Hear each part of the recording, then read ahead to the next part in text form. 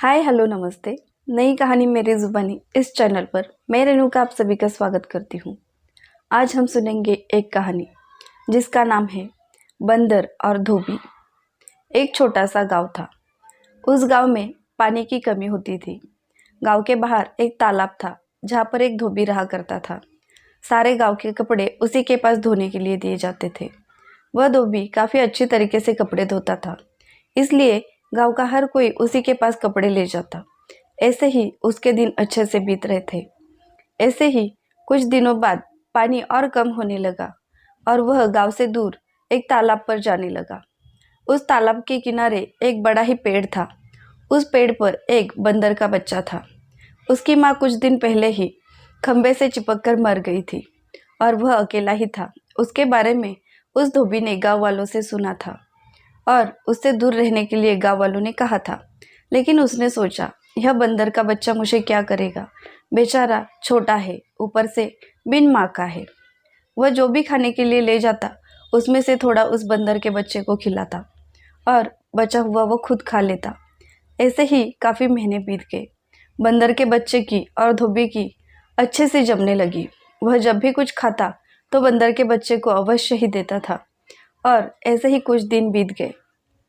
एक दिन गांव के पास का कुआं पूरा ही खाली हो गया और धोबी की बीवी ने उसे पानी लाने के लिए कहा था, लेकिन वह भूल गया। उसने कपड़े धोए, सुखाने के लिए डाल दिए और कुछ साफ सब्जियां लाने के लिए गांव में चला गया। वहां पर बंदर का बच्चा बैठा हुआ था। कुछ देर बाद एक चोर आया। उसने देखा काफ़ी सारे अच्छे अच्छे कपड़े हैं, लेकिन यहाँ पर कोई आदमी दिख नहीं रहा।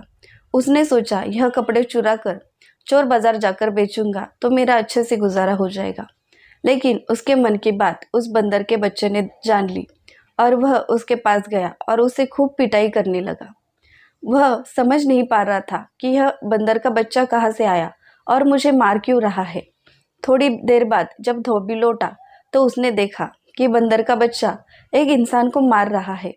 वह दौड़ता हुआ गया और कहने लगा, क्या हुआ, यह बंदर का बच्चा आपको क्यों मार रहा है? तब उस आदमी ने कहा, पता नहीं, मैं रास्ते से जा रहा था, कूद कर आया और मुझे पीटने लगा। यह बात सुनने के बाद बंदर का बच्चा उसे और जोर से मारने लगा। उस पर उस चोर ने कहा, नहीं नहीं भैया, मैं यहाँ कपड़े चुराने के लिए आया था, इसलिए यह बंदर का बच्चा मुझे मार रहा है। धोबी को यह सुनकर आश्चर्य हुआ। एक बंदर का बच्चा आज मुझे कितने काम आ गया। और उसने कहा, छोड़ दो अब इसे, इसे इसके गलती का एहसास हो चुका है।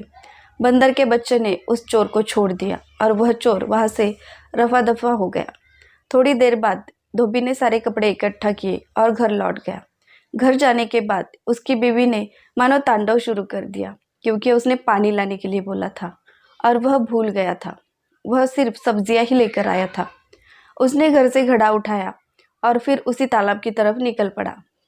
दिन भर कपड़े धोने के कारण वो काफ़ी थका था और गर्मियों के दिन थी, इसलिए उसमें ताकत भी कम रह गई थी। उसने घड़ा भरा और अपने घर की तरफ निकल गया। जाते वक्त आंगन में पड़ा हुआ पत्थर उसे दिखाई नहीं दिया और उस पत्थर से टकराकर वह जोर से गिर गया। वह इतनी जोर से गिर पड़ा कि उसके कमर में मोच आ गई और घड़ा भी टूट गया।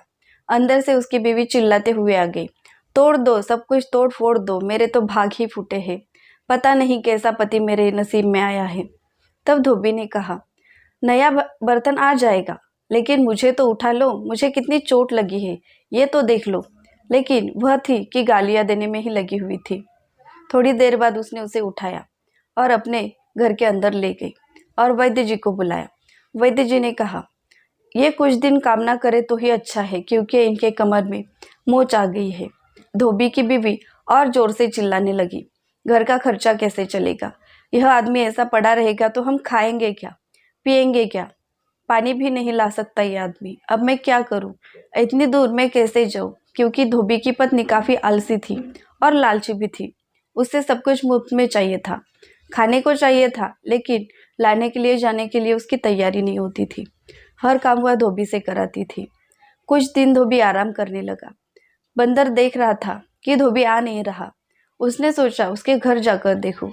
उसी दिन गांव का बड़ा व्यापारी उसके यहाँ आया हुआ था और वो जोर जोर से चिल्ला रहा था। बंदर को यह अच्छा नहीं लगा। व्यापारी उसके दोस्त को डांट रहे थे। वो कह रहे थे, मेरे घर में शादी है और मैंने जो कपड़े तुम्हें धोने के लिए दिए हैं वो अगर मुझे 2 दिन में नहीं दिए तो मैं तुम्हें इस गांव से निकाल दूंगा। तुम मेरे किस काम के धोबी हो, तो अपना काम समय पर किया करो। उसने कहा, मालिक, मेरे कमर में मोच आ गई है, इस कारण मैंने आपके कपड़े नहीं धोए हैं। लेकिन उसने एक न सुनी और वो वहाँ से गालियाँ देते हुए चला गया। अब धोबी को बहुत बड़ा संकट आया। उसकी बीवी तो कपड़े धोने से रही, अब कपड़े धोएगा कौन। उसने सोचा, आज का दिन आराम कर लूँगा, कपड़े तो परसों देने हैं ना, कल धो लूँगा। लेकिन बंदर से यह देखा नहीं गया। उसने यहाँ वहाँ देखा, धोबी की पत्नी वहाँ पर है नहीं। यह देखकर वो वहाँ गया और वह कपड़ों का बड़ा सा गट्ठा उठाया और नदी की तरफ दौड़ पड़ा। थोड़ी देर बाद जब वह धोबी की बीवी आई तो उसने देखा कि यहाँ से एक बंदर गुजरा, उसी ने ये कपड़े चुराए होंगे। वो यहाँ वहाँ देखने लगी, लेकिन बंदर कहीं दिखाई नहीं दिया। बंदर सारे कपड़े उस तालाब के पास ले गया, सारे कपड़े धोए और उसने सूखने के लिए डाल दिए। थोड़ी देर बाद जब धोबी की पत्नी उसे ढूंढते ढूंढते वहाँ गई तो उसने कपड़े नहीं देखे, सिर्फ बंदर देखा और उसकी ओर पत्थर फेंकने लगी। बंदर जोर से चिल्लाने लगा, अरे मुझे मारो मत, मुझे मारो मत। लेकिन वह थी कि एक न सुन रही थी। थोड़ी देर बाद धोबी भी वहाँ आ गया और उसने देखा कि यहाँ वहाँ कपड़े डाले हुए हैं और उससे भी अच्छे तरीके से धोए हुए हैं। उसने अपने बीवी से कहा, अरे भाग्यवान, रुको, देखो तो सही, उस बंदर ने सारे कपड़े धो डाले हैं और तुम हो कि उसे मारने पर तुली हो। और उसने कहा, अरे बंदर भाई, अभी तुम बात कर रहे थे, यह कैसे हो सकता है। उसने कहा, जब भी हम मिलते थे तुमसे बोलने का कोई मौका ही नहीं मिलता था। तुम आते, मुझे खाना खिलाते, मुझे अपने बेटे की तरह प्यार दिया। कभी भी मैं जानवर हूँ ऐसा मुझे नहीं दिलासा दिया। अच्छे तरह से रहने लगे, लोग मेरा मजाक उड़ाते थे, लेकिन तुम हो कि मुझसे कितना अच्छा रवैये से पेश आते हो, यह मुझे अच्छा लगा, इसलिए मैंने आज आपकी मदद कर दी। लेकिन आपकी पत्नी मुझे मारने के लिए दौड़ी, इससे मुझे बुरा लगा, लेकिन कोई बात नहीं, कोई भी होता तो यही करता। और बंदर वहाँ से उछलता हुआ निकल गया। सारे कपड़े इकट्ठा करके धोबी अपने घर ले गया और दूसरे दिन उसके मालिक को लौटा दिए। कपड़े देने के बाद मालिक काफ़ी खुश हो गया, क्योंकि वह जानता था धोबी के कमर में मोच है। इसलिए उसने और पैसे दिए और कहा, अच्छे अस्पताल में जाकर अपना इलाज करवा लो। और धोबी भी काफ़ी खुश हो गया, क्योंकि उसे मेहनत से भी ज़्यादा पैसे मिले थे, वो भी बंदर की वजह से। और वह अपने बीवी से कहने लगा, तुमसे तो अच्छा वह बंदर है जो मेरे संकट में मेरे काम आया, और तुम हो कि हर वक्त गालियाँ देती रहती हो। इंसानों से भले तो जानवर होते हैं, इसीलिए जानवरों पर अन्याय नहीं करना चाहिए, उन्हें भी अपनी तरह ही समझना चाहिए और उनके साथ प्यार से रहना चाहिए।